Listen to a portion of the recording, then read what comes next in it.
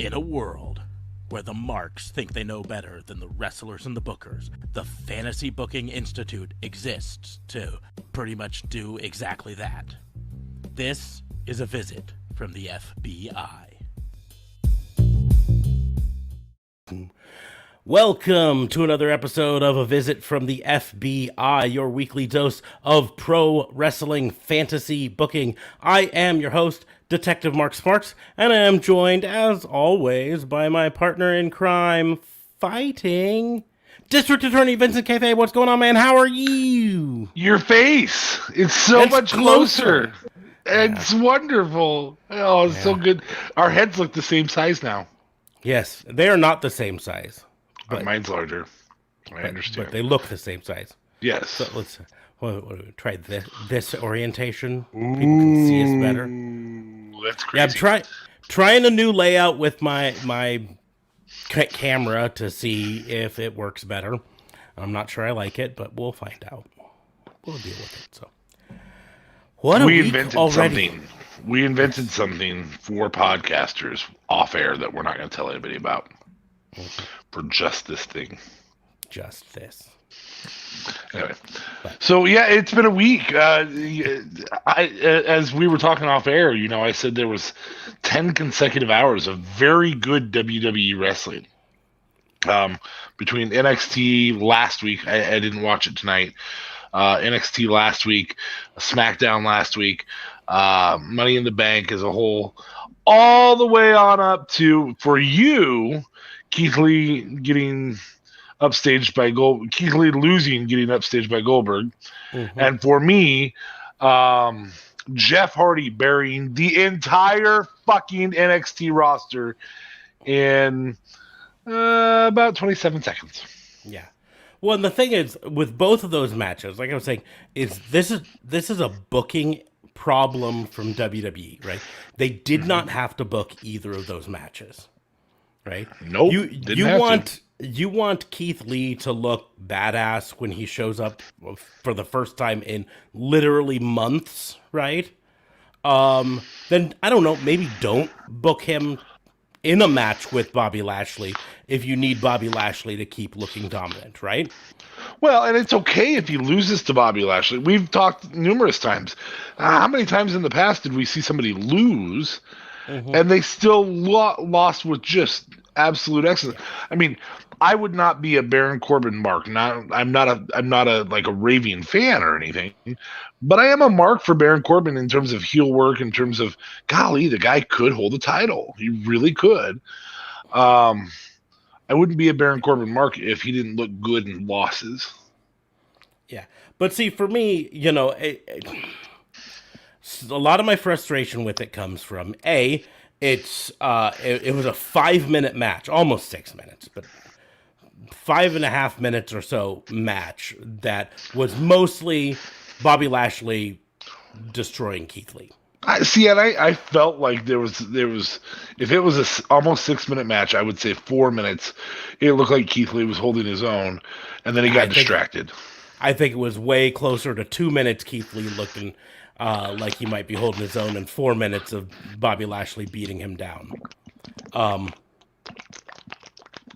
But in the end, and then immediately following that, you have Jeff Hardy lose in 1 minute and 40 seconds.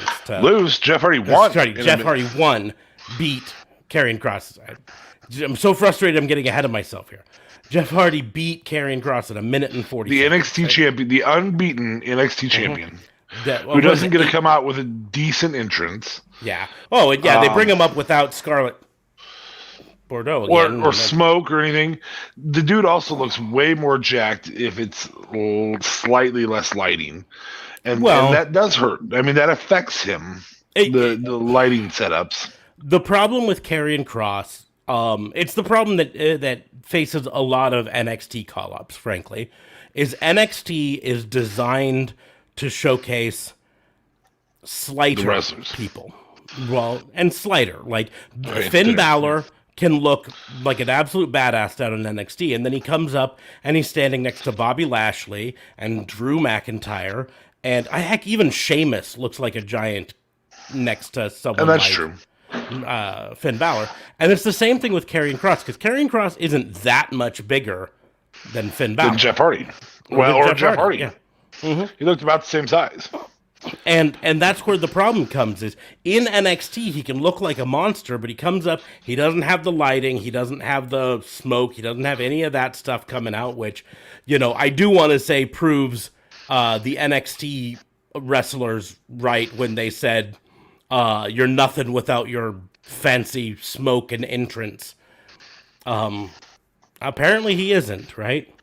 But like you said, it buries the whole roster because he beat everyone. I think it said 18 months undefeated in NXT. He only lost the title because he had to relinquish it due to injury, and then he came back and won it back right away.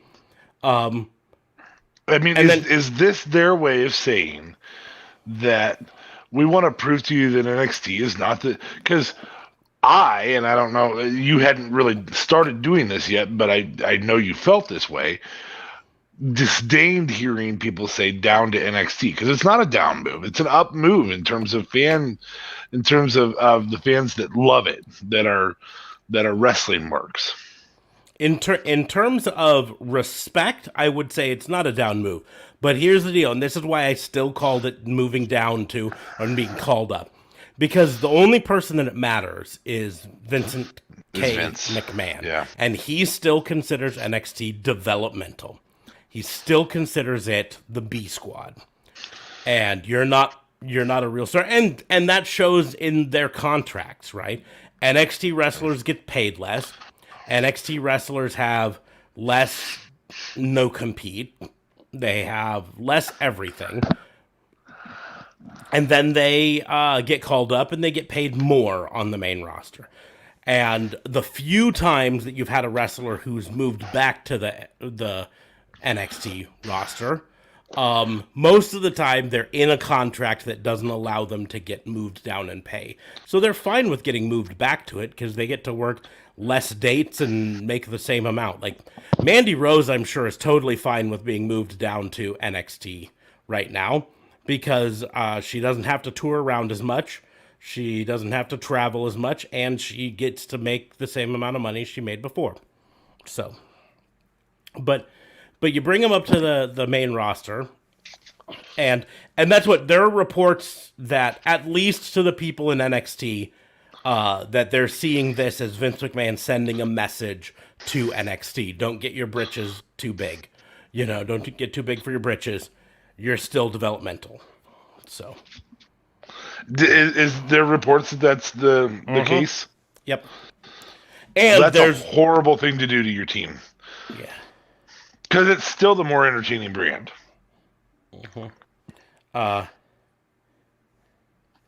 So, yeah, I mean, it just comes down to... Again, he just didn't have to book this. That's why it's so frustrating. It's because he could have had Karrion Kross come out and destroy... He could have had him come out and destroy Lucha House Party consecutively. First, I'm going to destroy Grand Metalik, then I'm going to destroy Lince Dorado, and ta-da! Now I look like a badass because I beat 2 luchadors. And then build up to it. And if you want to build a long-term storyline eventually about him feuding with Jeff Hardy, then that's fine. I don't have a problem with them telling this story. I have a problem with how they started it, because if you need Jeff Hardy to win, first of all, you got to build him up, because remember, he was losing matches. A lot up until recently, and he was wrestling on Main Event a month ago, right? And so you bring him back up, you re-debut him with his old music, you want to build him up and everything, fine, do the same thing with him.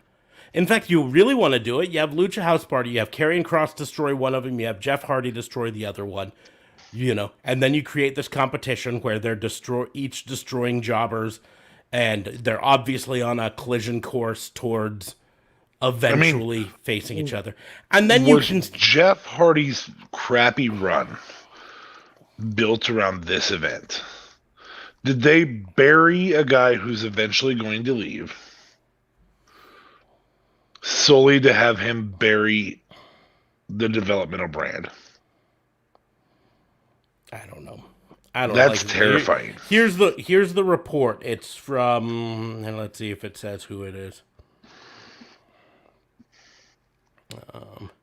Sean Rossap of Frightful's Raw Review noted that an NXT wrestler believes Vince McMahon booked Cross to lose his Raw debut to send a message. Vince does not give a damn about NXT. I had an NXT wrestler say it. That felt like a message being sent, is what the NXT wrestler says. So, whether it's actually Vince sending a message or just the wrestler reading into it, I don't know, but that's what they at least feel it is.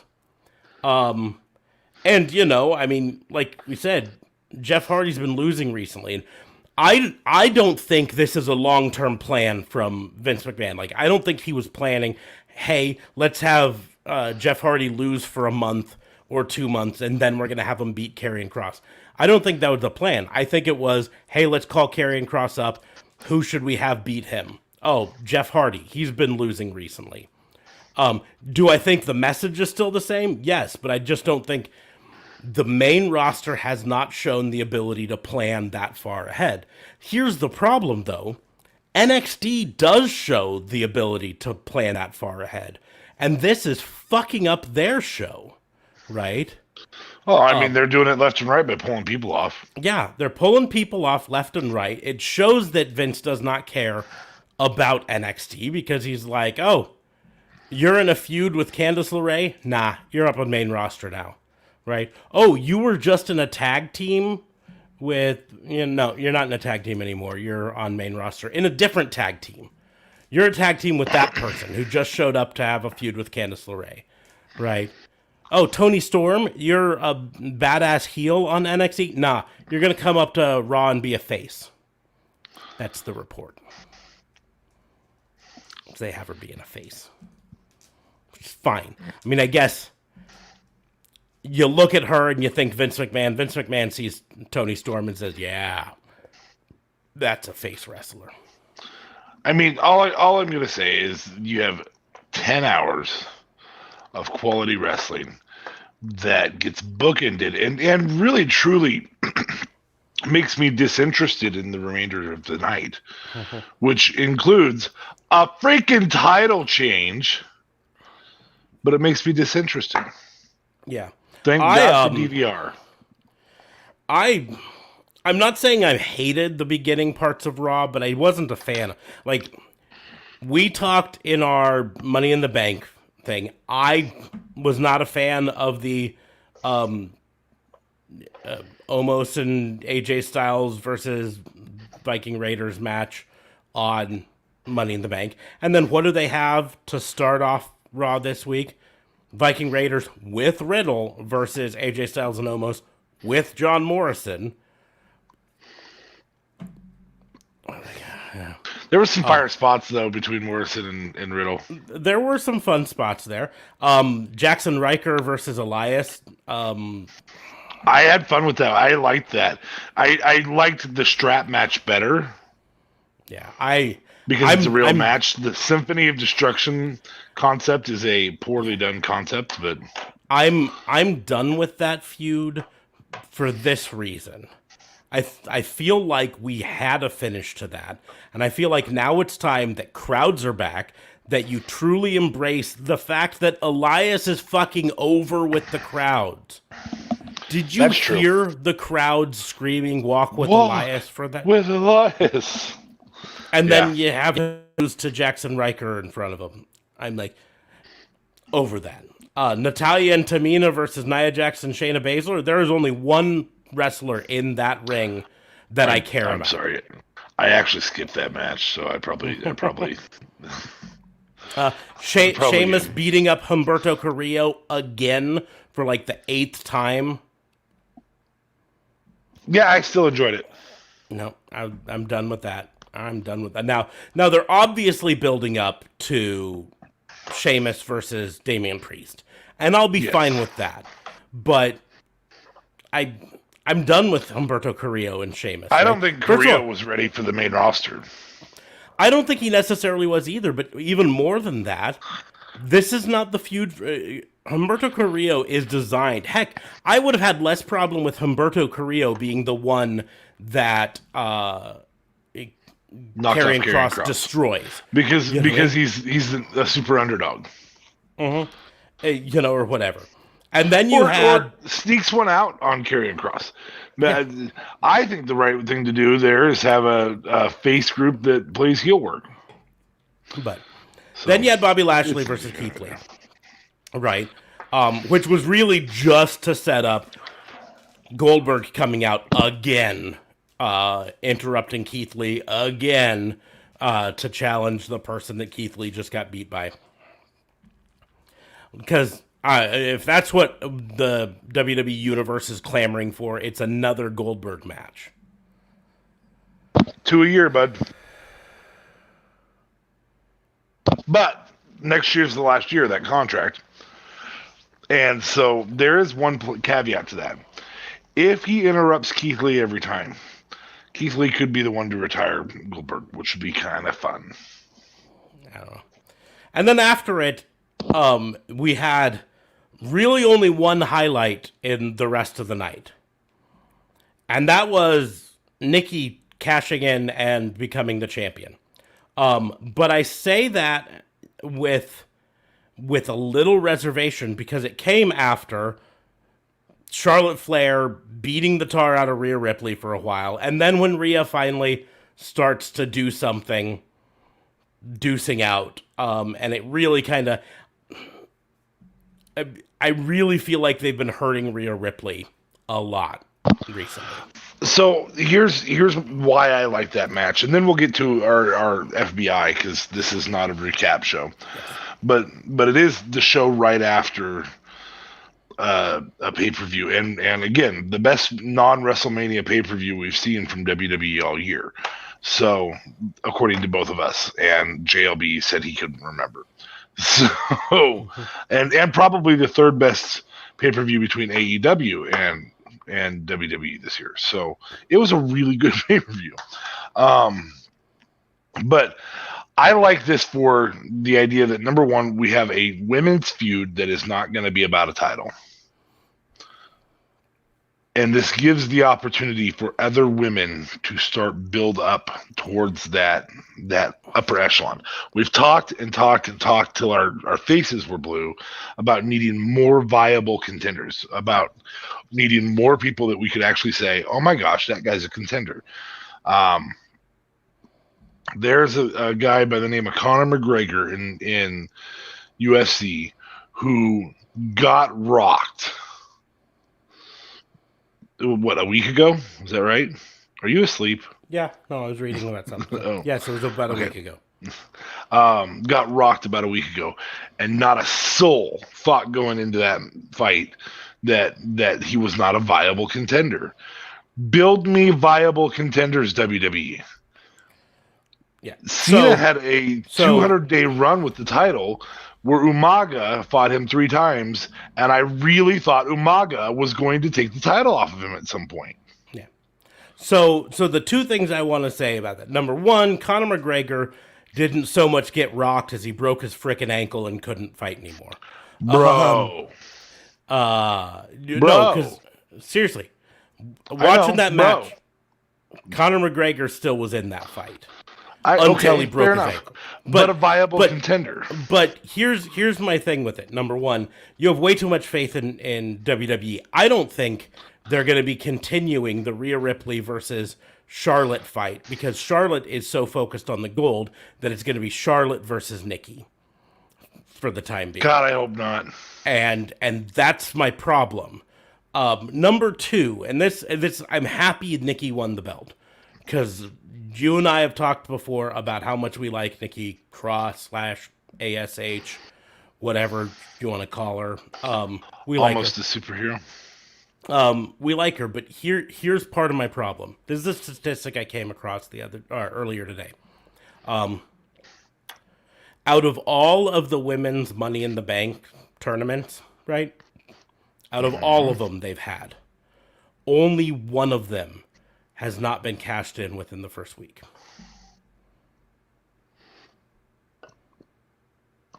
Every other one has either been cashed in day of the women's? Of the women's. Yes. Okay. But that's important to point out because they don't. So do Mella's that on the only men. one who held on to it for a while. Mello's the only one who held on to it for a while. Every other time, it's been cashed in either day of or the next show. And to me, that speaks of a greater problem in WWE. And I don't know exactly what it is. It's either that they don't have enough faith in their women or they don't have enough planning for their women. Either Well, it's probably way. the latter. I mean, Either they have way. faith in Charlotte and they have faith in Rhea.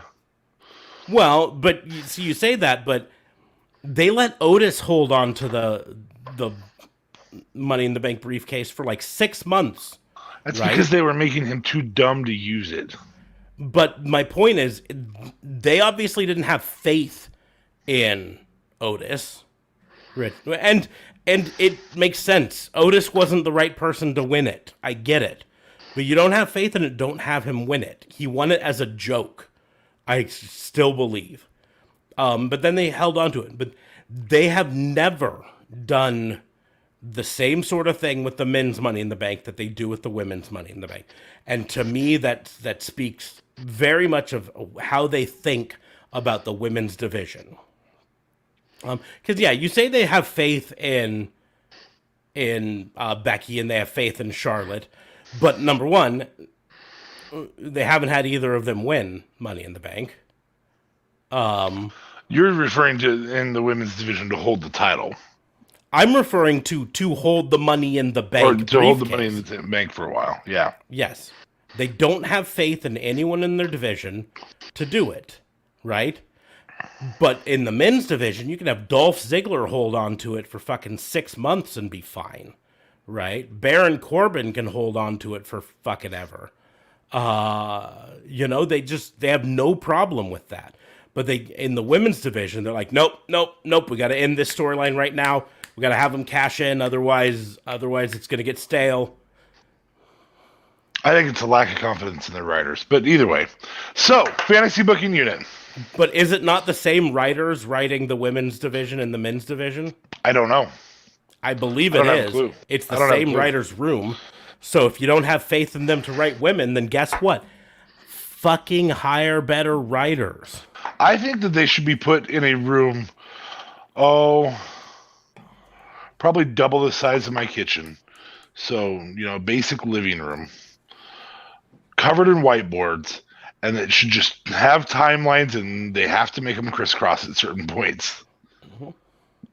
And I mean, maybe don't hire random comedy writers who've never listened to or watched WWE. Bobby Ashley, something like that. I don't know. And then fire them once they accidentally speak about it in an interview. Well, it was an accidental firing too, so Anyways. I don't know what an accidental firing is. Anyway, so Anyways, Fantasy we will Booking get into- Institute. So that's ranting over for now, at least, because it might come up again later. But we're gonna do our fantasy booking, our regular show, for now. One other rant. JLB, you pansy. Sorry. I'm too tired. I live in Canada and gotta go to sleep because it's an hour later already. Meow. Well, that's not because of Canada, but Nebraska time zone educational isn't system. Canada. Never mind. He is in a different time zone, and I know. he is in Canada. I didn't say the time zone was later because he was in Canada. I said I'm tired because I'm in Canada and it's an hour later. See, there's a comma there. Commas. All I'm saying is in Prepositional Pittsburgh, phrase. it's the same time as it is in Montreal. Yeah, but Pittsburgh people don't go to bed early. That's true. That's true. Yeah. See? Right? Because they're Yeah, fucking hardcore. That's Unlike right. them fucking Montrealians. Ian's. Montrealites. Montrealans? Montrealites? Montreals. Montrels. Montreals. Those fucking Montrels. Anyways, I think we made a shirt. That's a shirt. fucking Montrels. So we're going to get to the fantasy booking. Before we do, of course, I always take this time to remind people that Raw and Order is part of the Tatnus Co. podcast network. So link is going to be down in the doobly-doos. You can click that and go to tatnusco.com and check out the other shows on the network there. If you are watching our live stream, make sure to drop a comment in the comment section and a like and a share and a subscribe on whatever platform you're doing. We do the live stream every Sunday night and Tuesday night at 10:30 Central on Facebook and YouTube, so check us out there. If you're listening later on the podcast or watching the replay, still hit us up somehow. You got our social medias on the screen right there and over there, so you can hit us up that way. But yeah, we're gonna go ahead and get into this. If you're new to the fantasy booking, this premise is pretty simple. We're gonna challenge each other to book some unknown and often unlikely scenario in the world of professional wrestling. We do not discuss them in advance because we think that makes it more entertaining, or at the very least, more panic-inducing. So 28 minutes before the first segment.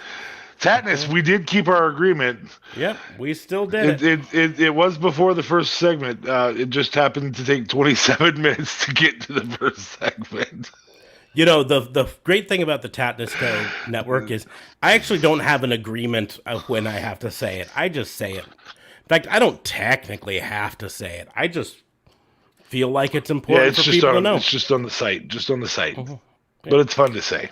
But anyways, and they are a good podcast. Yep.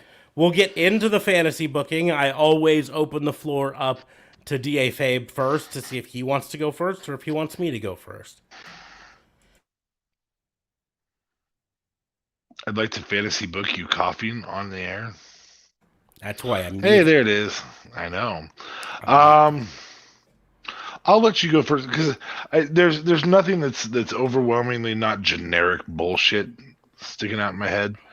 Like, oh, who would you make a superhero? We've already done that. Or oh, how would you book Nikki Cross's first run with the title? Oh, we've already done that. Oh, how would you book Goldberg dying at the hands of Bobby Lashley? Hopefully, we haven't done that one yet. But okay, I'll go first. I'll go first with my own generic bullshit. This is a weird one for you. This is a weird one. Mr. Grinch. I'll be the first to admit that. So, my challenge to you is based off of I think it was a Twitter comment I saw. It might have been on Facebook, but it was one of those places. Someone said, Vince McMahon needs to buy a bunch of land, open up a Wrestling Hall of Fame, and theme park. And I thought to myself, that's a fantasy booking challenge right there. So that's my challenge to you. I need you to create a pro wrestling theme park. We need... Pro wrestling theme park. Yes. Now, originally, this is going to be with both you and JLB here. I was going to say 10 total rides that you each choose 5 or whatever. But if it's just you, there needs to be at least six or 7 rides in a theme park to make it. So that's what I need you to do is 6 or 7 theme park rides, professional wrestling based. Now, I'm not limiting you to just WWE. So they can be just pro wrestling in general. Okay. So, and go. Okay, so I am going to do a forward and backwards roller coaster, kind of like the boomerang, as some places call it, or that style. That is going to be the Backlash roller coaster. Am I on the right pace here? Okay. Yeah. Okay. I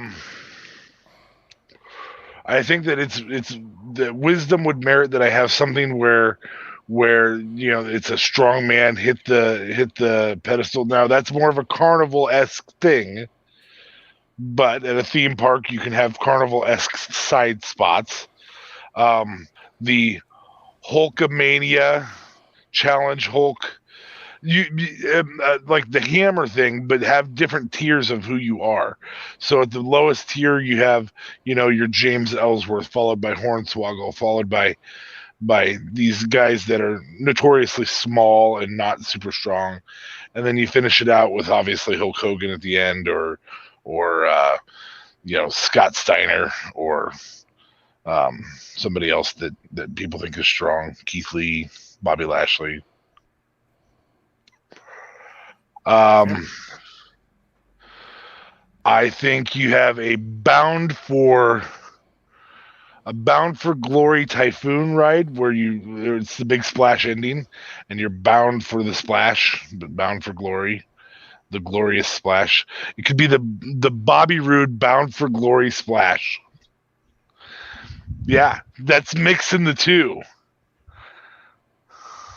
Okay. Glorious splash. Bobby Roode, glorious, but he was also on TNA, Bound for Glory. No. I think at the entrance you have the AEW buy-in. Get it? Because you're buying into the theme park.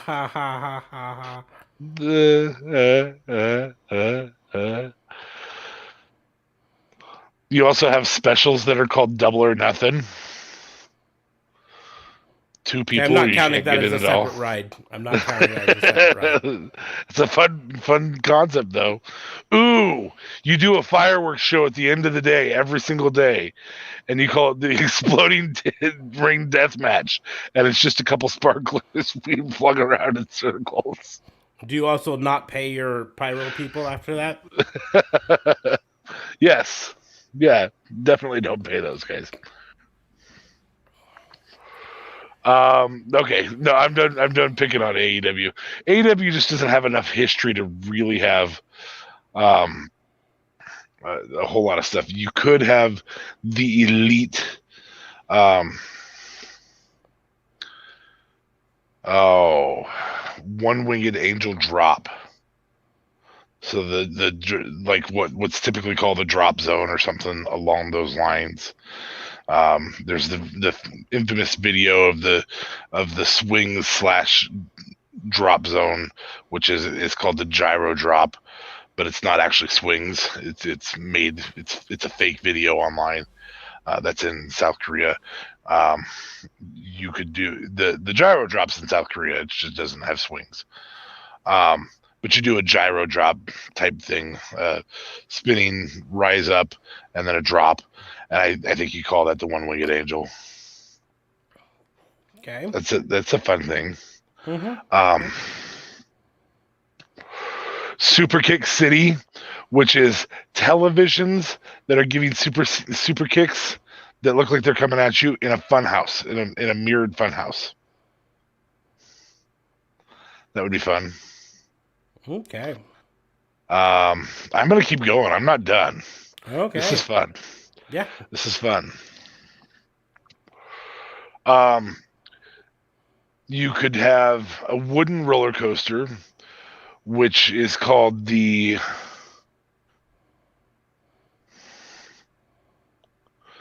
F5. So it's kind of a tornado thing, and it's based on Brock Lesnar working stiff.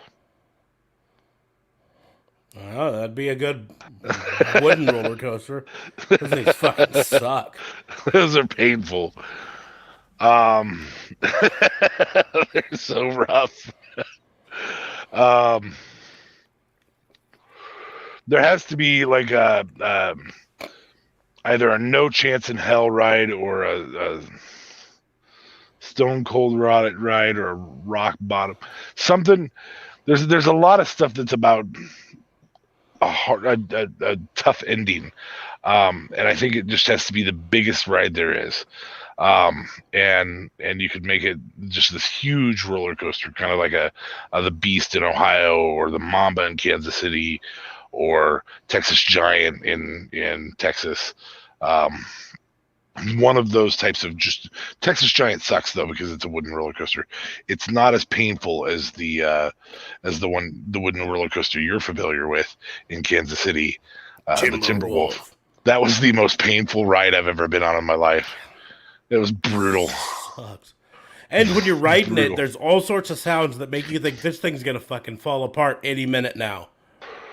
And there's Yeah. creaks and rattles, and you're like, oh god, I'm gonna die. It's not a fun one. The Texas Giant was actually an enjoyable wooden roller coaster, just for future reference. But you do a giant ride like the Mamba, because that's obviously the biggest theme park near us that both of us have traveled to. And I think you call that the rock bottom, and it has a terminal velocity that takes you underground and then back out, so you're at the bottom, you go through type thing. I think that you do a dark ride called You Can't See Me. I think you have somebody come up and offer free vouchers to a show that doesn't exist and call it Getting CM Punked.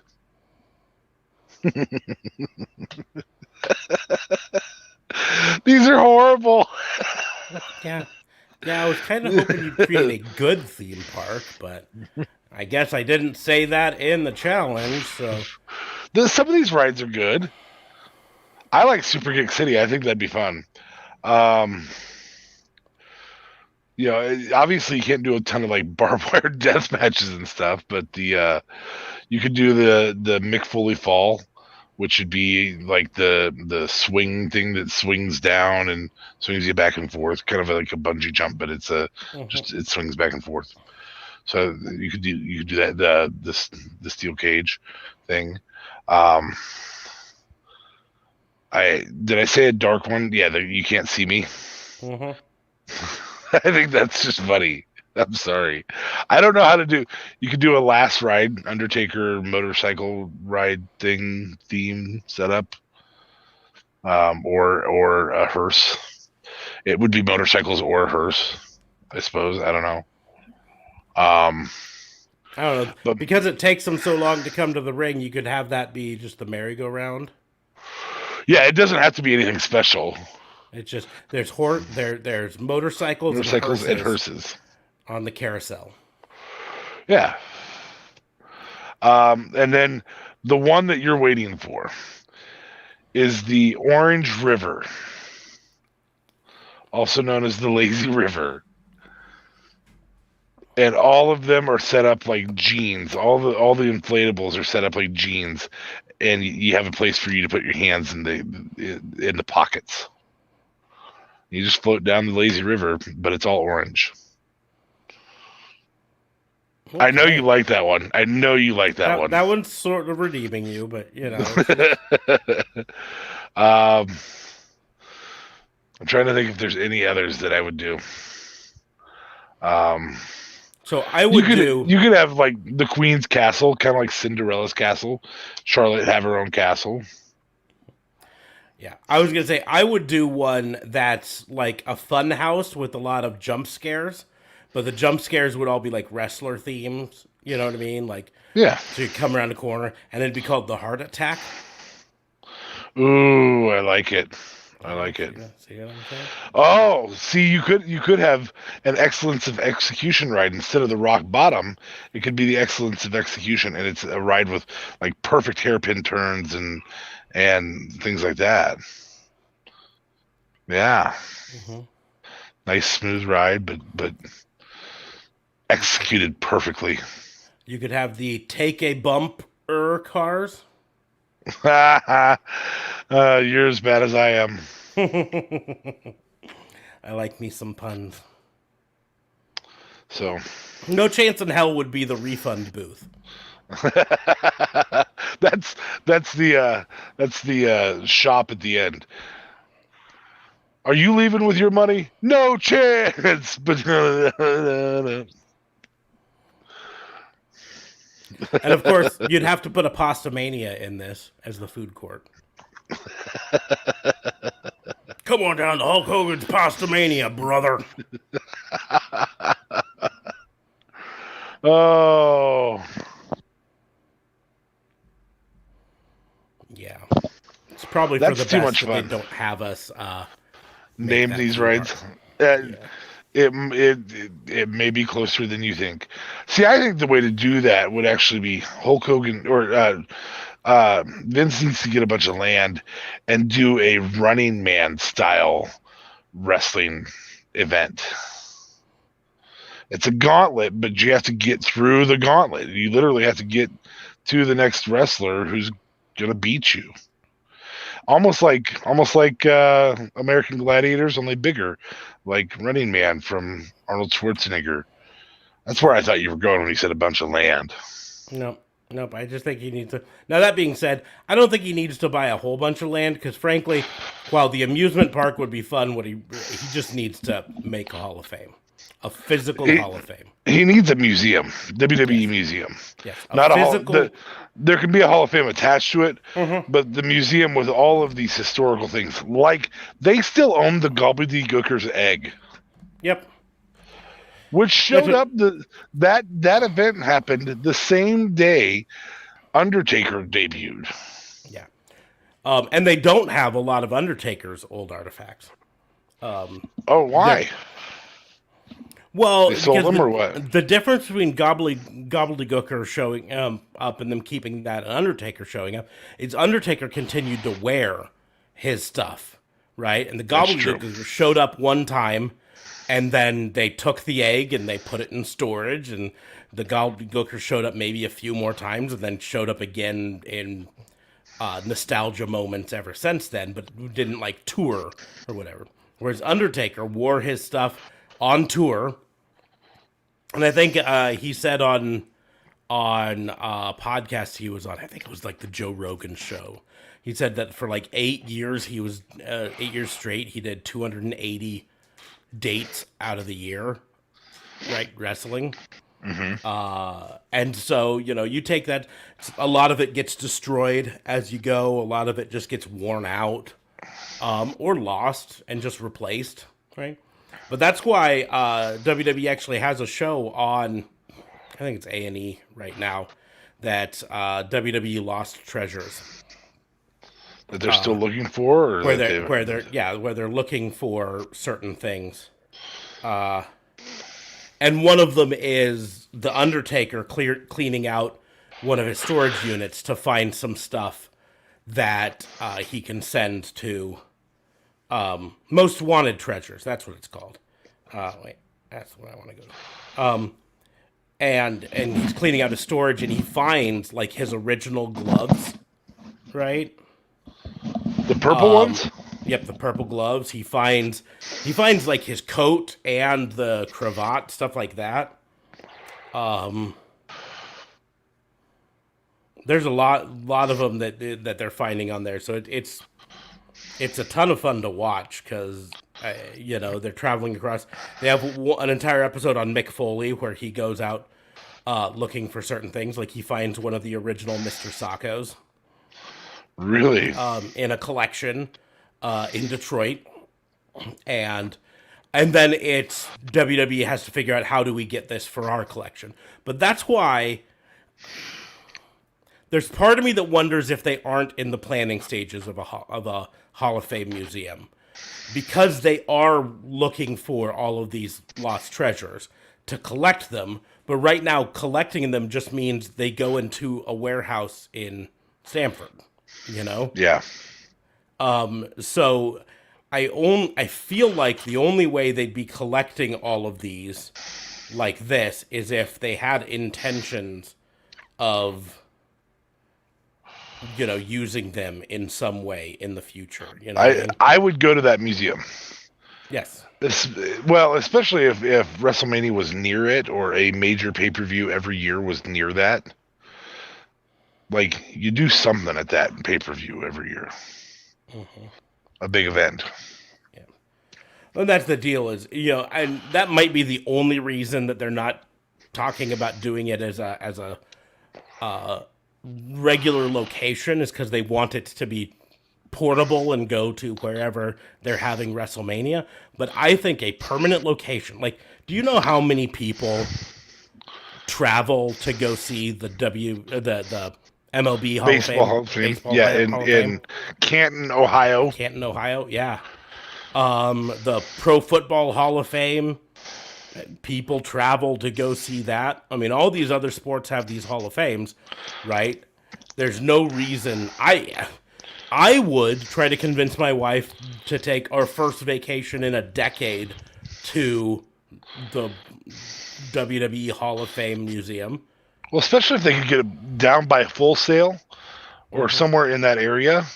Um, in fact, the arena that they were doing NXT until they went back to Full Sail would be perfect for that if they own that building. But so yeah, the first episode was Mick Foley searching for Mr. Sacco, the original brown Mankind shirt, and one of his Cactus Jack flannel vests. They had cool. Undertaker searching for stuff, Kane searching for the original Kane masks and the urn.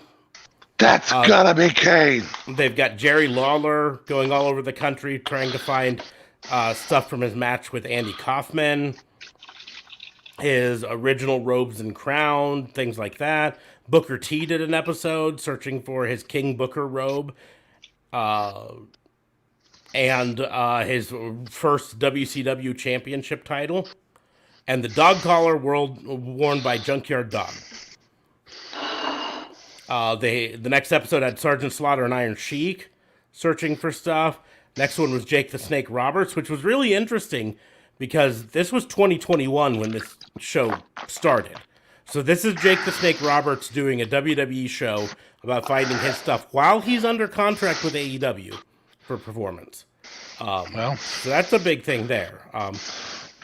Episode 7, I could probably skip, and I think you could probably skip too, because it's Brutus the Barber Beefcake and Greg the Hammer Valentine. Don't care. But there was a lot of epic things that happened under Brutus's watch. I'm not saying that it's right or wrong or indifferent or. It's not something I'm going to hunt down, but under the same token, I mean, Beefcake was Beefcake, and so he had the shears. He has that was the one that he was looking for on this was the shears. Was the main thing. Anything from his booth, under the same token, HBK had a show. The I can't remember what it was called, but some of those shows, that's an area to do it. Yeah, the shows, though, they probably have most of those because those were sets that WWE would have held on to, and controlled. It's the other stuff, props and costume thing. Episode 8 was Andre the Giant, which they used The Big Show to help and Mark Henry to help. Oddly enough, both of them are now with AEW. But that was likely filmed before they were with AEW. So. Well, and Big Show probably has a lot of his dad's stuff in storage. Yeah, just dad stuff. And then Ric Flair was the last episode that aired. They've only done 9 episodes so far, but it's really fun to watch. It's on A&E. You can find it on Prime Video if you have Amazon Prime. The key is you can also get a lot of that WCW stuff. Because they own that WCW and the ECW stuff. Yep. Yep. And that's why I think it would be important to have a physical, actual museum location. Hall of Fame location that people could travel to and walk through and literally see this stuff. And I'm gonna go in a totally different way to connect to this, but there's a traveling exhibit right now that's here in Omaha at one of the museums that is James Cameron's fascination with searching for things underwater, right? Including a section entirely on him doing all of his research and discovering all the stuff with the Titanic, right? And part of it is actual props from the movie Titanic are here. And now this is a traveling exhibit, so it doesn't have a lot of them. But my wife could spend hours there looking at the necklace that was there. Oh, here's Jack Dawson's outfit that he wore in the main scenes, and here's one of Kate Winslet's dresses that she wore. Here's actual sketches from the notebook that was the drawing book that they had him draw me like one of your French girls, all of that stuff. And this is a small traveling museum, right? if they had an actual Titanic museum, my wife would insist that we go there, and I'd lose an entire day there. And I'd be fine if I also had a wrestling Hall of Fame museum that I could take her to. But I don't. As a punishment. Yes, this is payback for Titanic. You could take her to the Star Trek Museum. I don't really have a Star Trek museum. Star Wars Museum? I mean, it's Disney owned, so every Star Wars thing is kind of spread amongst the different Disney places because they have whole Star Wars things there. Make her go to the I'd say there Houston could be, Texans Hall of Fame. I would say, yeah, there's one person in the Houston Texans Hall of Fame. One entrant. Andre Johnson, my favorite player, so that's cool and all, but it'd be a really short visit. Oh, come on. They got a couple defensive players. They haven't made it to the Ring of Honor.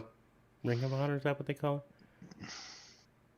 There's only been one inductee yet so far into the actual in the NFL Hall of Fame, or just their personal Hall of Fame? In the Houston Texans Hall of Fame.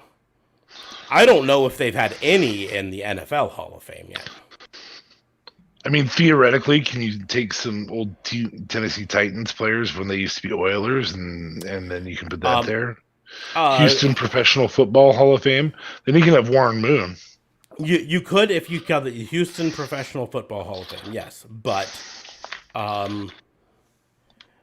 you could not if it was a Houston Texans Hall of Fame, because the Texans are technically a different franchise than the because they're Tennessee Titans now. The Oilers were. Yeah. So I'm just trying to see, because I don't think the Texans have only been around for 20 years now, so there aren't too many options for them to have made into the Hall of Fame. Jadeveon Clowney. Clowney's still actively playing, so. Well, so you're saying they have to not be playing anymore? I was gonna say, because they have two defensive ends in play here. Yeah. Well, J.J.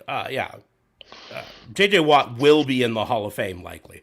The only thing that plays against any Houston Texans player is the fact that they haven't won a Super Bowl, and some people argue that to be a Hall of Famer you have to have at least been to a Super Bowl. But yeah, I'm just looking here, and I gotta sort these in a different way. Sorted alphabetically, I think. Anyway, what other Hall of Fames could you? I'm just trying to see if there's any, because the only chance that the Houston Texans would have for the Pro Football Hall of Fame would be a player who played somewhere else and then came to them. Excuse me. But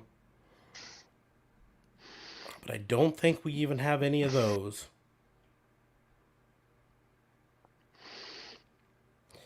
Yeah, that's garbage. There should be a Pro Football Hall of Fame that allows.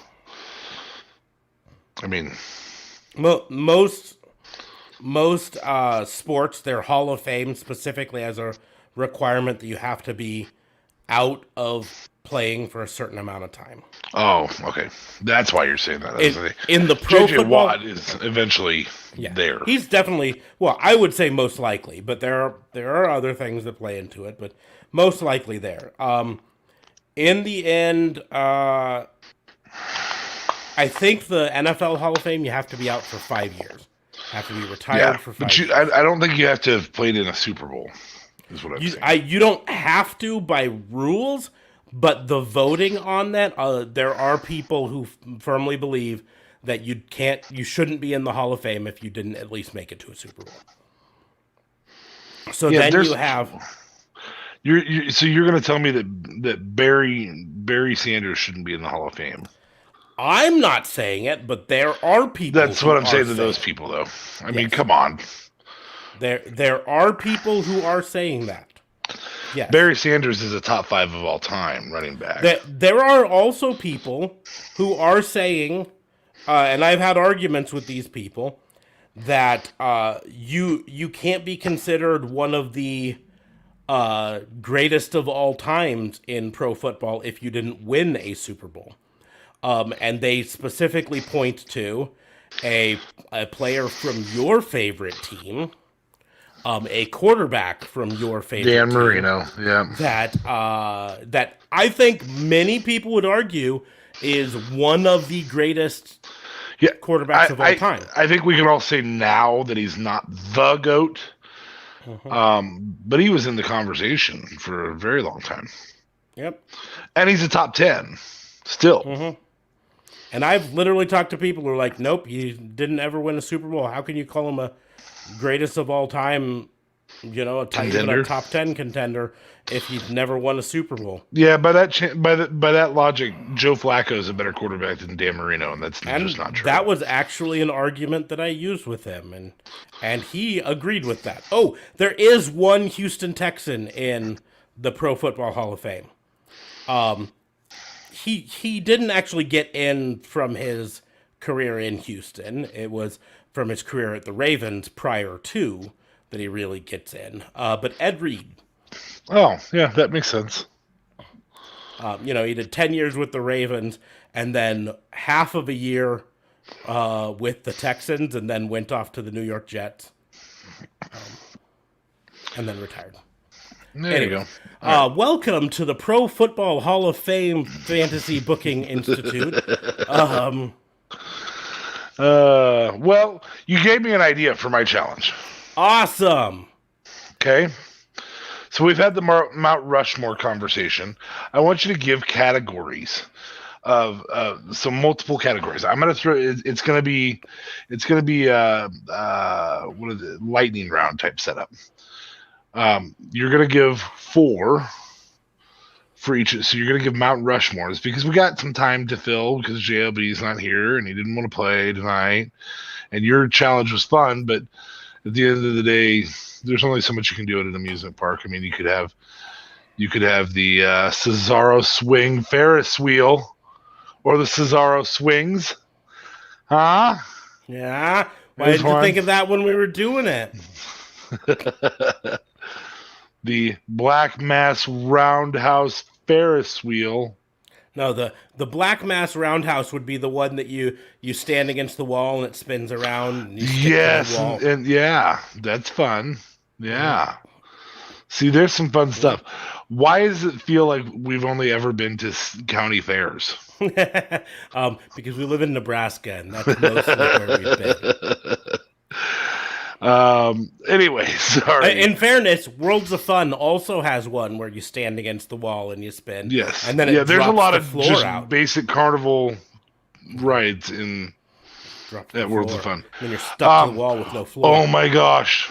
I don't know how I didn't. Titus Worldwide Slide.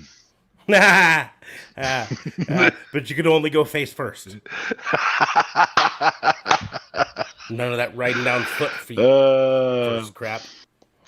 Titus Worldwide Slide. Sorry. Anyway, moving And forward. then there's a ride that's the Walk with Elias, but it's really just a really long line that you walk to get to a different ride. It's like a cheeseburger. Yeah, the walk. We serve every single cheeseburger cooked one at a time, exactly to your specifications. Yes. And when it's done, we'll move on to the next customer. Yes. Walk We- with Yes. Elias. We don't call down to let them come through to walk all the way up here to order until we're done serving you. Yes. Yeah, that would be. That would drone on forever. Anyway, but I would probably stand in line for that burger. Well, if it's anything like the iceberg burger at the zoo here, yeah, Worth sign me it. up. I'm trying to remember what the exact statistics on it were. Give me 1 second. Better than a Five Guys burger. I Hashtag have still not not sponsored. tried it because it's like $15. Oh. It's on the Glacier Bay Landing.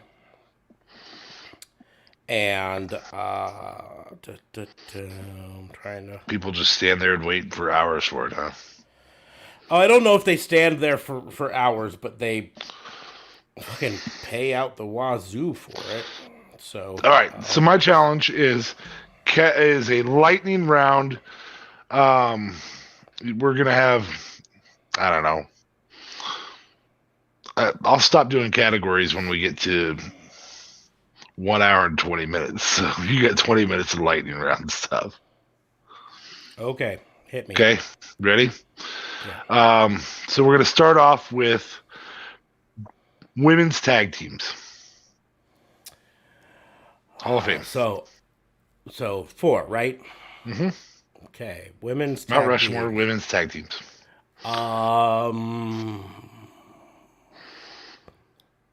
It's fucking harder than you think because there haven't been that many really good No, ones. no. I started with one of the harder categories.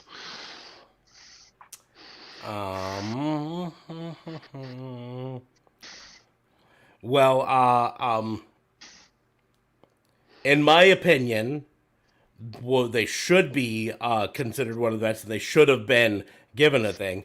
Um, uh, Kairi Sane and Asuka, Okay. but they weren't ever given a fair shake. I would say the Iconics definitely deserve to be on there, and they deserved better than WWE ever gave them. Leave them in NXT, and they would have thrived.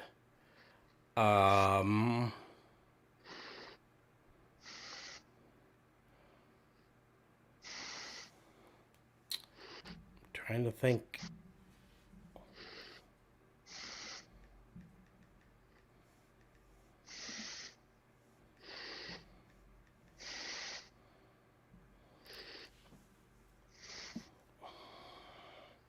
Kabuki Warriors, that's what they called them. Yeah. Couldn't remember.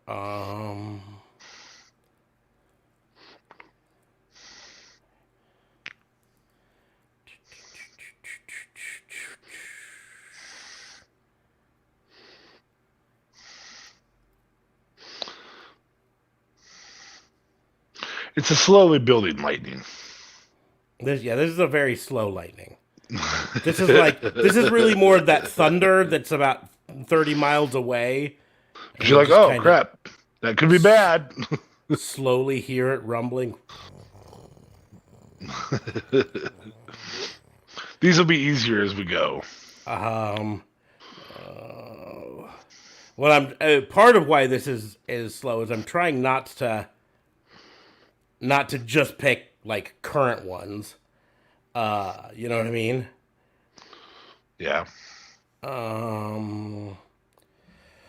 I don't think when talking women's, I don't think you could ignore the beautiful people.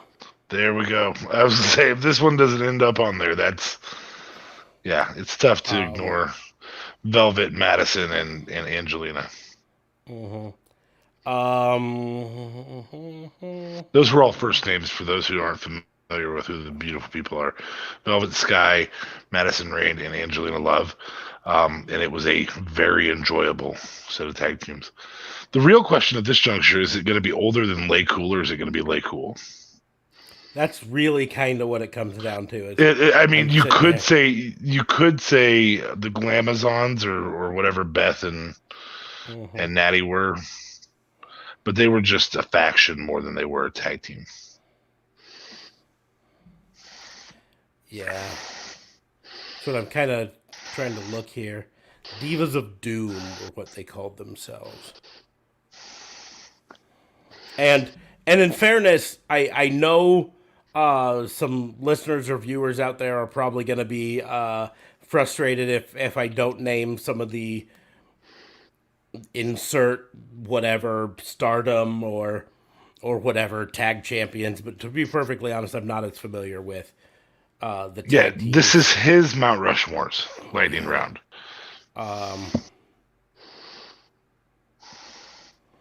I feel like I don't know. I'm just not seeing any that I.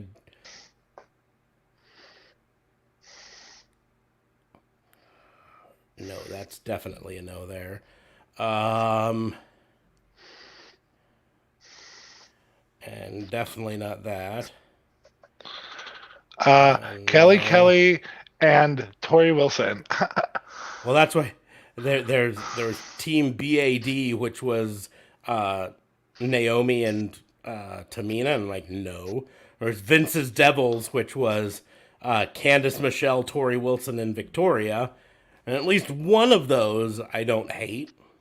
Victoria, huh? Um, it's probably got to be Lay Cool. I'm just trying my hardest to make sure I'm not missing someone.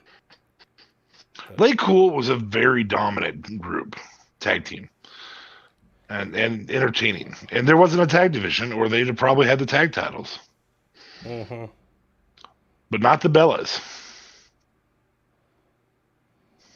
Yeah, and I'm definitely not choosing the Funkadactyls, so I think I'm gonna have to go with.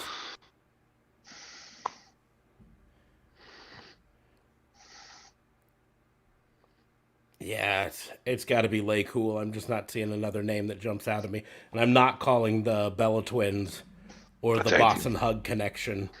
On my Boston Hug there is too good individually. Yeah, so that would be my four. They aren't reliant on each other. Okay, So cool. okay, next topic. Men's tag teams. Men's tag teams. Steiner Brothers are number one Okay, because they're my number one of all time. And before holla if you hear me. yeah, before they split up and he became Big Papa Pump. And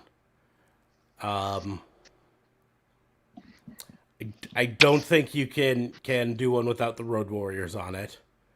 I would wholeheartedly agree. You cannot do that. Um,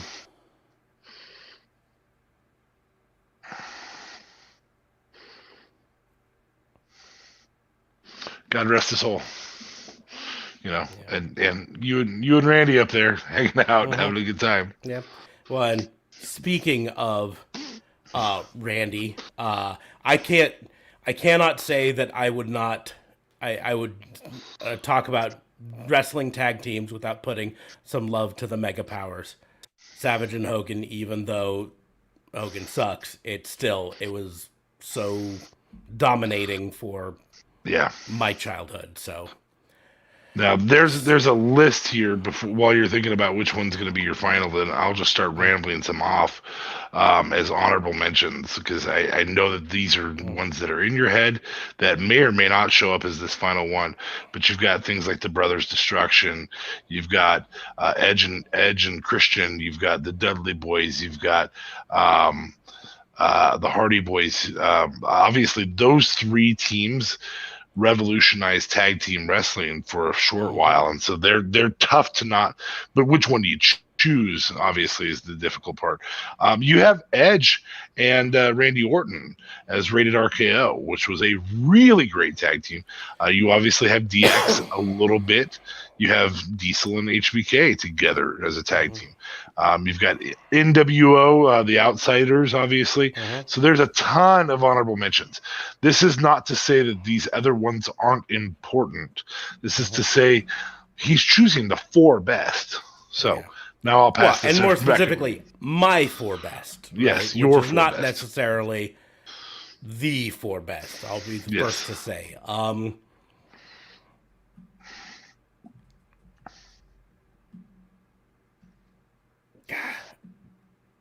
Probably gonna The show Hart Foundation. Yeah, I mean, there's a ton.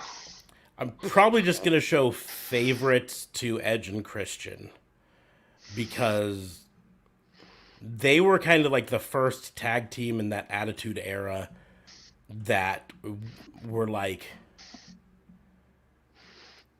a custom built tag team. Like, the Hardy Boys were brothers who because they grew up together, they wrestled together like that. But Edge and Christian came along to me, and in a time when tag teams, and unfortunately it stayed this way, tag teams are usually just you're a big star and you're a big star, so we'll put you together in a tag throw team you guys like together, the Mega yeah. Powers, right? This was a team that felt like they were a tag team first, and then eventually singles wrestler second. So Yep. Edge and Christian will go my Well, fourth, but and I it's would tough. I would endorse that, and the reason I'll endorse that is of those three that I mentioned there, they're the most mainstream. They're not the Dudley Boys with a very unique gimmick. They're not high flyers like the Hardys did. They were mainstream. They had things like, for those with the benefit of flash photography.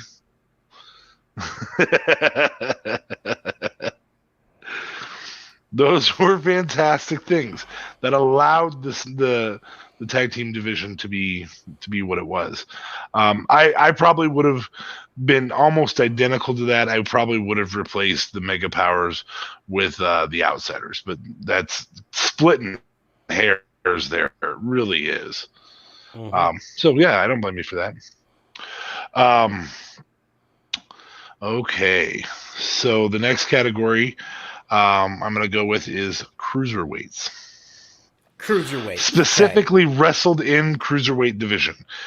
So that means you can include Jericho. You cannot include Finn Balor, even though he's always been smaller than Chris Jericho ever was as a professional wrestler. So the unfortunate thing is when talking to me about Hall of Fame for cruiserweights, anyone post like 2005 has a really hard time getting onto my list. Just because there were so many great ones in the 90s and early 2000s. Yeah, there really was. Because Dean Malenko is my numero uno. I loved me some Dino the Machino. Wait, you don't have to be a high flyer to be a cruiserweight? Sure don't. Oh, man of a thousand holds. Loved Dean Malenko. Fortunate that Jericho had 4 more holds than him. 4 extra ones. Jeez. Otherwise, he never would have. Number 2 is Cyclope. I'm kidding. We all know Cyclope. So Dean Malenko and Dean Malenko. Best Canadian wrestlers. El Generico, Sami Zayn. Well, that's 2 different people, so you're right. Yeah, like Cyclope and... Never mind, go on. I'm going to say a name that's kind of taboo to say, but for cruiserweights in the time, Chris Benoit. It can be taboo. That doesn't make it untrue. Yeah, you can't take away without that. And then in the same vein, I could... Oh my God, you're going to go all WCW. Well, in the end, it's going to be, but I could actually go all in. I could have just named the Radicals. You know what I mean? Yeah. And they're minus Saturn. Whichever 4 you want to choose out of that sort of thing. So yeah, Eddie's going to be number 3.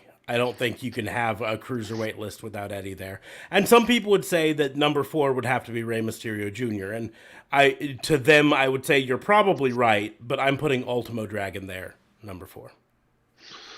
And that means you're leaving Jericho off. It's tough. It's tough. If this was a 8-person one, I'd still have a hard time limiting it to 8. It is tough. That division was so lights out. Props to Bischoff for founding it. Fuck you to Bischoff for not giving it more credit than it deserved, or more credit than it got. So you could have been 30 years ahead of your time, bud, and you weren't. So, okay. The next one is mic skills. Solely mic skills. Solely mic skills. Okay. So this does mean that Paul Heyman can play into that because there's no wrestling involved in mic skills, or JR if you want JR. Sorry. I mean, if it was strictly announcers, JR of course would be on there, right? But JR and mic skills, there's a different type of mic skills for promo skills, and that's what I put a lot on. So my number 1 Hall of Fame, top of the list, mic skills is always going to be Macho Man. Ooh, bar that none. surprises me. I Bar like it none though. for Mike skills. Now, if you're talking charisma or something like that, then it's going to be Stinger, and Stinger will make it on the list if it's something like that. But let's be honest, Mike skills was not the No. the Stinger's number one skill. He had so much. Someone described it as like his charisma roll was a natural 20 anytime he was walking to the ring. You watched him walk into the ring and you just couldn't help but enjoy him. But his like mic skill, just talking into a mic, it was always a little lacking. So Macho Man's my number one. It's hard not to put Ric Flair on a mic skills list. It really is hard. So he's got to be number two. Number three is I'm gonna say The Rock. In fact, if you look back at The Rock, take the mic skills off the table with The Rock. Do you think he's as big of a star as he was? No. No, not even close. Yeah. So he's number three. Number four.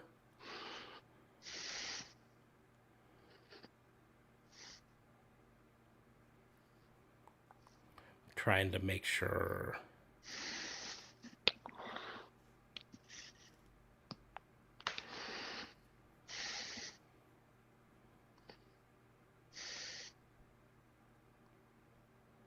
This is going to be a controversial pick, but I think Cena. Fair Number enough. four. Bro. Bro. Bro. Bro. Bro. Bro. Bro. That promo, that was fire. That's the first time I've liked. I'm not a Cena fan. My son lit up when Cena's music hit. My son actively asked me not to watch wrestling some nights, and he heard the music and came running out of the bathroom after his shower. He's 8 years old. I said, "Put a towel around you." That's how excited he was. He came out naked, dripping. And he's like, "Is that the greatest wrestler ever? Oh my gosh, it's the greatest wrestler ever." I'm like, The Rock's not out there, bud. Neither is Stone Cold. What are you talking about? It's just Cena. He was pretty excited. So I told you this before, but you need to go to Five Below. I know. I'll get him a shirt. $5. You could get him a shirt that has a fake belt sewn onto it. And you can also get him a Cena mask.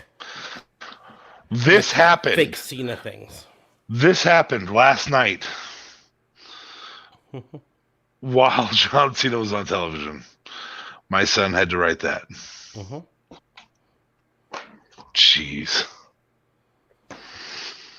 Jeez, oh Pete. All right. So, but that's my point. You can get him the shirt with the fake belt already attached to it. You can get him a Cena mask that comes with the Cena armband, wristband things Jeepers. for it. All right. So I do have 5 more categories if you want. We did hit the 20-minute mark, but you didn't lightning round one of those very hard at all. I didn't lightning round too hard because I think too much about things. We'll play it by ear, but we'll do one more and then we'll decide if we want to do it. Well, I need to know 5 because I can cut it down to 4, or I'm just going to go to the GOAT. Well, then just go to the GOAT because I can't promise more than one more. Okay, no, we're gonna go 4. You got this. You can handle this. These are all easy. Okay, ready? Next one is catchphrases. Smell what the Rock is cooking. Unfortunately, you can't see me. That's really got to be on there. You can't see me. It's just been up there. Unfortunately, it should be Austin 316 said I just whooped your ass, but it actually is what? What? It's true. And I so wish people just stop saying that. And then this is going to be interesting because I feel like it's one of the two guys that a lot of people would have in their GOAT conversation here. and I don't know which route you're gonna go. Yeah. I mean, if you're talking about Hall of Fame, it's probably got to be Woo. Okay. I didn't Um, know if you were gonna go with what you gonna do or mhm. woo. Yeah. I would agree. Woo is better. Yeah. So So yeah, that's there. Okay, next one. okay, underrated Underrated. guys like Bam Bam Bigelow, Canyon, Well, you've underrated. got two of them right there. Canyon, Bam Bam Bigelow. Um, I personally, I had him in my cruiserweight one with Ultimo Dragon. I think he is severely underrated, and Oh, that's even submission skills were killer. even knowing that at one point he had like 20 belts. Um, but I think he's severely underrated. So that's three.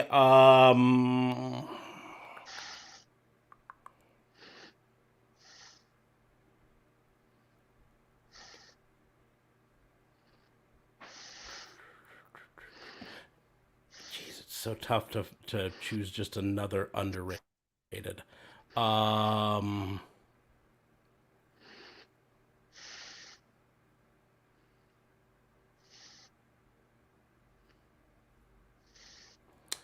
I think I might go with the guy who's current wrestler still. He's been around for a long time. But Kazarian. Oh, I like that. He's never been really the guy, but I think he's I always mean, he put even got on. shit on in TNA at one point. He was on his way to it, and then yeah, I don't disagree with that at all. He's very Chris Canyon, very Chris Canyon. So yeah, that's a good call. I like that. Okay, the I was gonna do Big Men, but I think that's not fair to you because Big Men sucks to do. So because then you end up saying King Kong Bundy on a list and stuff like that, and you just don't want to do that. So I'm going to say segments, historical segments. This can be promos, math promo. This can be on air segments, pipe bomb. It can be just an individual segment. Okay. So we did two in So 2 minutes, 2 and 4 minutes, 3 minutes. So we're good. Now we're in lightning round stuff. yeah. So I don't think you can talk about segment without having NWO Third Man Bash at the Beach segment. Okay. That segment there changed professional wrestling. You know, Yeah. at that Yep. time. I am a huge fan of Macho Man's Cream Rises to the Top promo. I also like his garbage can promo, so it's really tough for me to choose which one I like better. You Of but that. both of them. Macho Man could earn two. I But mean, he I'm was gonna, number one on your talkers. yeah. But I'm gonna just stick with the Cream Rises to the Top one Okay. For that. So that's two. Um,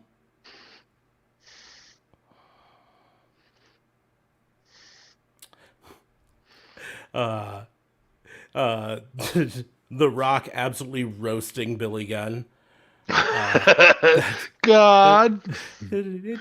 It's me, Billy. I just won them, and everyone still thinks I absolutely suck. Suck. Well, Bobby, it's Well, Billy. Bobby- It doesn't matter what your name is. So good. And this is going to be kind of a different one, but the Festival of Friendship, Jericho and Kevin Owens. Okay. Okay. That segment Just there before was the just list fire. showed up. So yeah. Well, no, he had the list. Oh, The the list list of is over there. Jericho, and that was the present that KO gave him was a new list. But instead of being the list of Jericho, it had the list of Owens on the back of it, and Jericho's name was on it because Kevin Owens then super kicks him in the face. Oh, that's right. That's right. Okay. Okay. So that's Fair enough. Okay. Okay. Three more.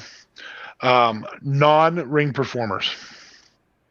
Non-ring performers. Well, okay, in this case, Paul Heyman has to be on the list because he's not just a mic man, but also behind the scenes man who helped shape wrestling. In the same vein, Bischoff. He, behind the scenes and on screen, shaped professional wrestling at the time. And then in the same vein, unfortunately, Vince McMahon. Specifically, Attitude Era Vince McMahon. Yeah. Not where you been? Yeah. Where you been?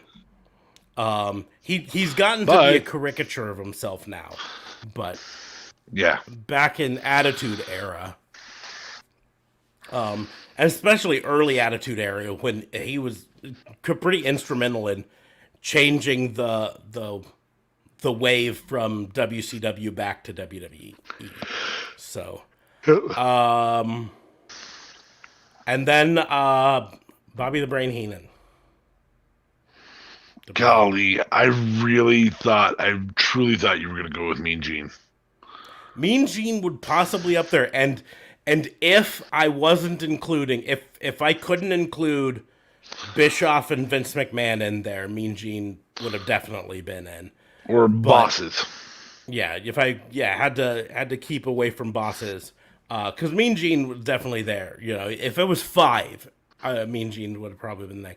But Bobby the Brain Heenan, he's half the reason I continued watching wrestling at times. You know what I mean? Because I just loved him so much. So. Yeah. Okay. All right. So, GOAT women. GOAT women.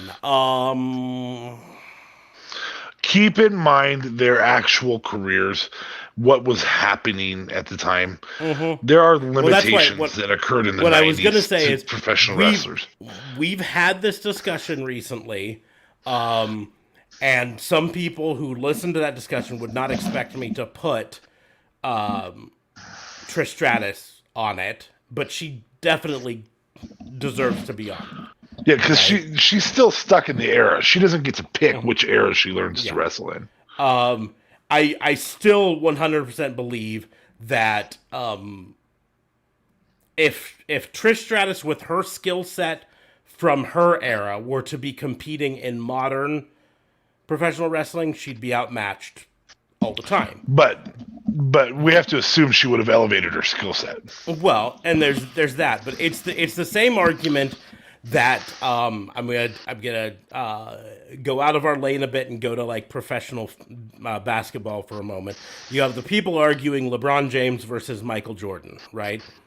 And in the end, people will believe vehemently their side over the other side, whichever way it is, right? But Michael Jordan didn't have to compete against the defenses that LeBron James has to compete against, right? And inversely, LeBron James doesn't have to compete against the same sorts of defenses that Michael Jordan had to compete against. Michael Jordan in modern basketball might not have been the Michael Jordan that we remember. Or he might have been better. He really thrived during the transitional period of the post in the middle to today's that dude rebounds. Mm-hmm. Yeah. That's what they're there for. Rebounds and on top of it, from driving the lane. Yep. On top of it, people always try to say, well, LeBron James always needed to surround himself with other people. Are we forgetting Scottie Pippen? Tony Kukoc? Are we forgetting Rodman? Are we forgetting the fact that Steve Michael Jordan, Kerr and Paxton both took game-winning shots in championship? I mean, the simple fact is Michael Jordan was surrounded by very talented people too, right? So we can take that out of the equation and then go back and forth. And so, but at the same point, no one would ever argue that Michael Jordan doesn't deserve to be considered one of the greatest of all time. Oh, no. Right? Absolutely. And so you 100% can be at the top of your game in an era that was maybe less competitive than the current era, and still be the greatest of all time. Us mentioning the talk earlier about Dan Marino, right? Dan Marino didn't have to compete against some of the defenses that is in modern football, right? But that still doesn't mean he wasn't one of the greatest of all times in his time, Yep. right? So, so yeah, so that's where Trish Stratus definitely gets one spot on the list. She just made the list. She just made that list. Um, it's hard to say female wrestlers right now and not put at least some love towards Charlotte, regardless of whether we're fans of her right now or not. It's hard to argue about her not being 11-time main roster champion. Yep. Even if one of them was for one day. But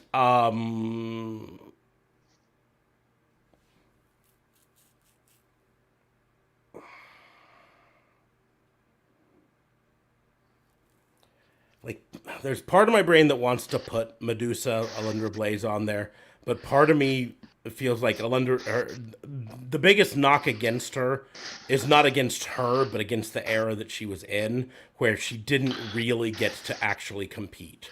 You know what I mean? She came She did along in the early 90s on WWE yeah, before they started throwing it away. yeah, and that's the deal is, I mean, it literally got so bad in WWE that Vince McMahon forgot that they had a WWE champion, women's champion, right? WWF women's champion, I should say. Yeah. Legitimately forgot that they had one, forgot that she was it, and fired her while she still held the belt because he forgot to, book her to lose it first. And then she goes over to WCW and makes a big splash over there with the whole throwing the belt away sitting moment. And then they don't do shit with her. Because, unfortunately, in that era, for WCW, the value was the belt in the Cruiserweights trash and NWO. moment. Yeah. Yeah. Well, and there was the belt in the trash moment to get that shock factor. The value for them was not her continuing to wrestle. And that's the unfortunate side with that. And then she kind of languished in WCW and didn't do anything, and that's not her fault. So yeah, I'm gonna have to put her on there, but it's tough putting her on there. And then again, this is where we lose out by being American wrestling fans who don't get to watch a lot of Japanese wrestling, because I'm sure there people screaming at their screens right now, this wrestler, and often they're going to be Japanese wrestlers that wrestled for Stardom, or All Japan Pro or whatever that we don't get to. No, I get it. That we don't. I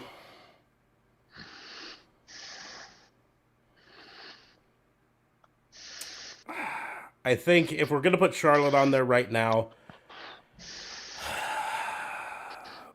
Becky number 4. If only for how she kind of rose above just being a women's wrestler to being a wrestler. The man. Now, if we're talking pure skill, I would argue that Tessa Blanchard might be the most talented women's wrestler, at least in America. All time. Yeah, or possibly of all time. But she hasn't had the impact, and some of it's been her ego. So Yeah, that's my 4. When you say GOAT, you have to take in all categories. Mm-hmm. So I can already name one of these for you. So if you want to go ahead and grab a figurine, GOAT men, go ahead and grab the figurine, put him up, and show us none other than it's Sting! The real question is, do I do Surfer Wolfpack Sting, Surfer or Sting, slightly later Surfer Sting, or slightly later Surfer Sting, or early Crow Sting, or later Crow Sting, Icon Sting, or Wolfpack Sting, or I don't know. Winter is coming, Sting. Or do I point back there to the Wolfpack Sting? That's right. Let me see if I can. It's too funny. There, or Yeah. the Crow Sting that's right there. So don't know. it's a Mount Rushmore with 4 different faces of Sting on there. Yes, it's Sting, Sting, Sting, and Sting. No, okay. So what was the official category? Greatest of all time? Goatmen. Goat Man. So Sting number 1, Macho Man number 2. Because did you know this? For most of his career, he wrestled tiptoe because he was always so self-conscious of his height that he wrestled tiptoe until he started getting boots with lifts built into them. But think about the shit that he did. He was one of those that would go to the top rope. His finishing move was a top rope elbow drop. That's hard enough to do flat-footed, and you're doing it on your tiptoes. God damn. Greatest of all time men. Using this phrase goat, we can't not put Jericho on the list because he's had such an impact over almost 30 years, right? 4 decades. 4 decades of wrestling. 4 decades. I had to sneeze and it's not going to come. Okay. He's so in number- his 4th. Yeah, in he his hasn't 4th, completed the 4th. That- He's that- after that- 3. Yeah. That also brings up, just in a side note, my wife got really confused because I was watching AEW Dark, and it had Dustin Rhodes talking about, and he said I've been wrestling for 5 decades. And my wife's like, no way is he been wrestling for 5 decades. And I'm like, yeah, that's a little sus because he's only 52. But then I figured out 5 he's decades. wrestling in 5 decades because his first And- matches was 1988. So 80s, In his- 90s. 4th decade of wrestling. Yes. Yeah, so 80s, 90s, 2000s, 2010s, 2020s. Fifth decade that he's been in. But anyway. Yeah. And wrestling for 33 years. So he's working on his 4th decade of actual wrestling time, which is crazy. But So anyway, moving forward. GOAT of all time. So Sting, Jericho, Macho Man. Yeah. Sting, Jericho, Macho Man, and the internet wrestling community would probably hang me if I didn't also put Ric Flair up there, so Well, you had to choose one of the two 16-time world champions. yeah. And I'd have hung you if you'd have said, "Hey, me," because I had to hear that crap last night. That's the greatest wrestler of all time, Dad. I mean, it was exciting. I as a wrestling fan, we are all irritated by our children who love John Cena. There is not one of us who's a mark who can truly say we're marks that doesn't get a little bit irritated when a child tells us that John Cena or Roman Reigns is the best of all time. That said, you got to take a little pride in knowing that your kid likes professional wrestling, so you can sit and watch him at some point, watch with him at some point. So I took a little pride in it. I also wanted to tell him to shut up when he's like, John Cena, Dad, you tell me somebody's better. Who's better? You tell me one person who's better. I'm like, shall we start? Let's see. Oh, look, Where shall I there's start? AJ Styles in the ring. Let's see. Just we're gonna compare because here's the deal. My list, GOAT of all time, is of course gonna be biased by my love for Sting and my love for Macho Man. Just hands down, that's always gonna bias me that way. Sports Illustrated puts Ric Flair as the number 1 of all time. Yeah. Number 2, Jericho? Shawn Michaels. Really? Number 3, I love Shawn Michaels, but Stone Cold. Stone Cold, correct. Number 4, The Rock. Hogan. The Rock. The Rock. Yep. 5, Hogan. nope. Taker. I can give him that. 6 is Hogan then? No. Jericho? Nope. You're gonna probably go down your list. I don't know if he would necessarily would have been in my list, if only because of age. And this is not saying he's a newer guy. This is actually saying he's an older guy. But I just wasn't around during his active wrestling Bob career. Backlund. No, Dino Dusty Bravo. Rhodes. Dusty, okay. Dusty Rhodes. However, Yeah. I will say you will be angry at number 7. Iron Sheik. Nope.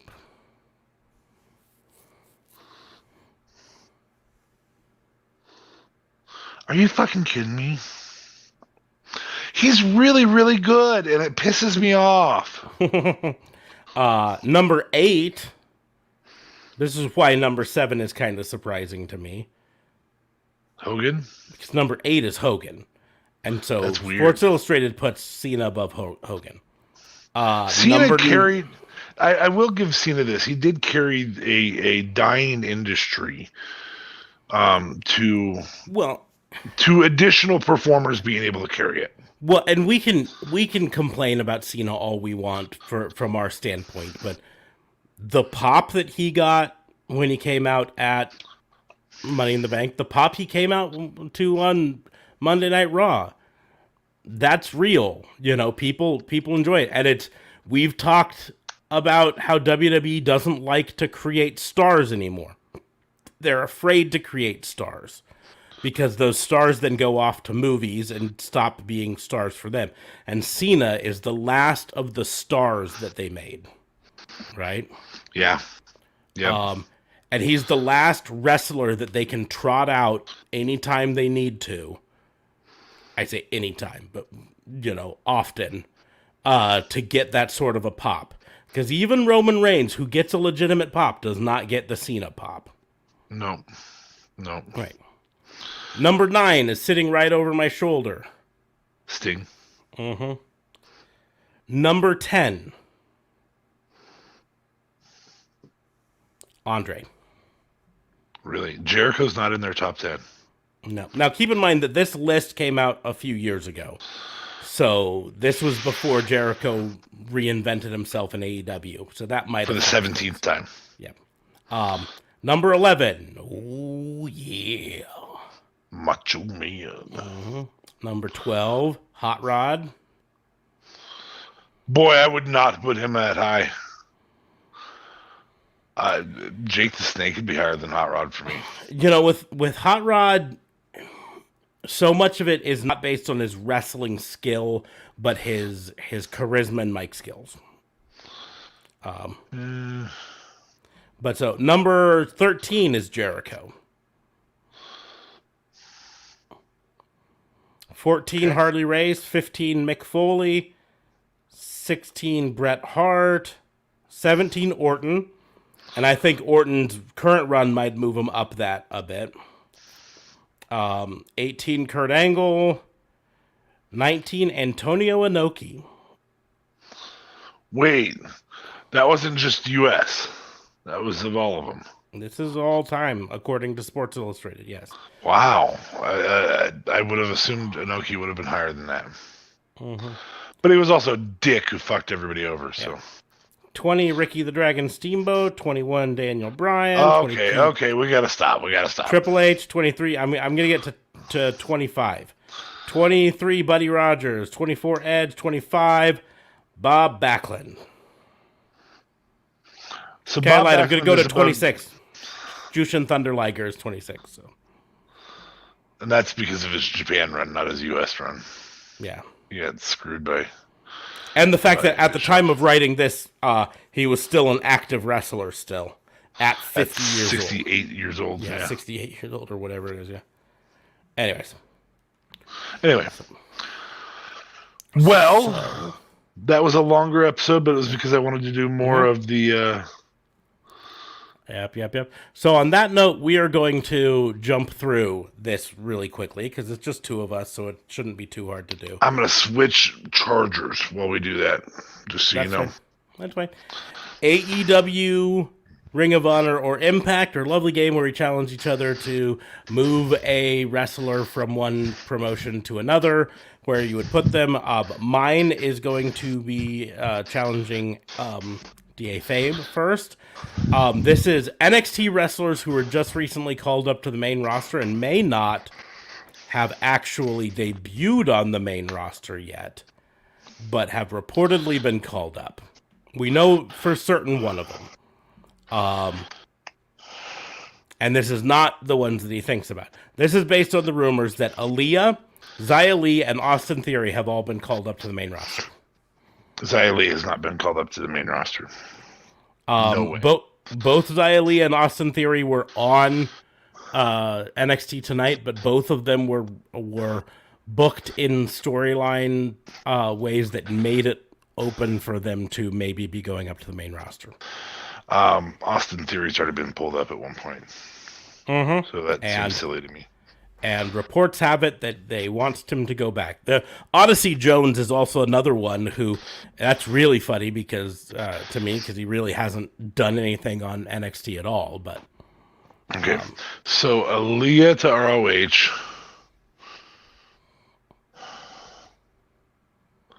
God dang it! If Xia Li had mic skills in a heartbeat, she'd be in that AEW setup. In a heartbeat.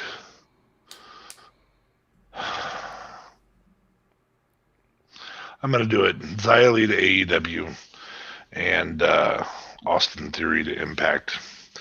Really, that is just a ranking of how much I like them.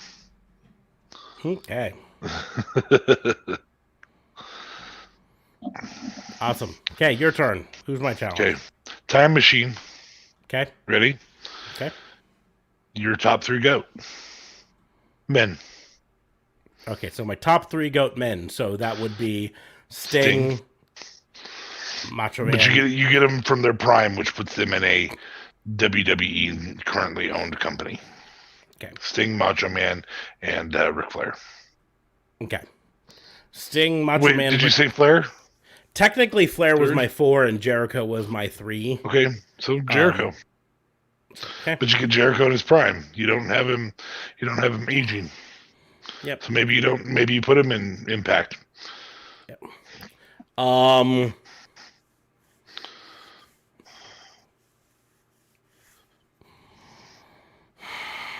The tougher thing with this is who do I put in Ring of Honor?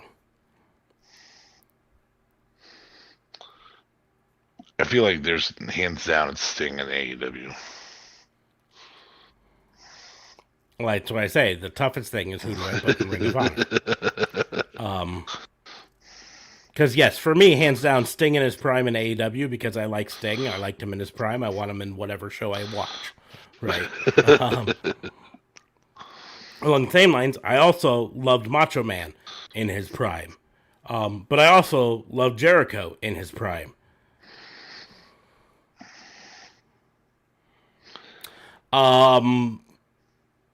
This is not the right answer, but it's the way I'm going to go. Jericho to Ring of Honor because I think he could elevate that entire company to the point that they would be competitive again because that's what he fucking does. And that puts Macho Man in Impact, where a Macho Man in his prime potentially competing in an Ultimate X match. I could be down with that. Yeah, and I think he could drag himself across, or yeah.